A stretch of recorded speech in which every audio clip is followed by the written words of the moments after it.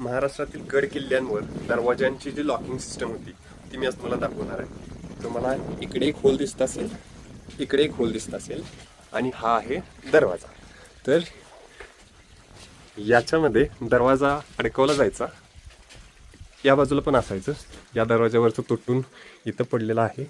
याच्यामध्ये लाकडी दरवाजा अडकवला जायचा आणि या दोन होल जे दिसतात आहे तुम्हाला, याच्यामध्ये अडसर बसवलेली असायची. अडसर म्हणजे कसं अडवं लाकूड असायचं, भक्कम असं लाकूड.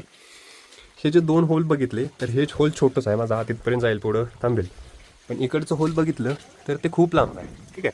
तर ते लाकूड जे होतं मोठं लाकूड पूर्णपणे याच्या आतमध्ये सरकून ठेवलं जायचं आणि जेव्हा दरवाजा लॉक करायचा असेल तेव्हा दरवाजाची दोन दार बसवायची आणि ते लाकूड ओढून याच्यामध्ये आत बसवायचं. म्हणजे इकडं लॉक, तिकडं लॉक आणि समोरचा दरवाजा त्या लाकडामुळे पूर्णपणे ब्लॉक होणार. तर असं दरवाजाची लॉकिंग सिस्टम होती तेव्हा. या गोष्टीला काय म्हणतात हे तुम्ही मला कमेंटमध्ये सांगा. इकडे पण आहे.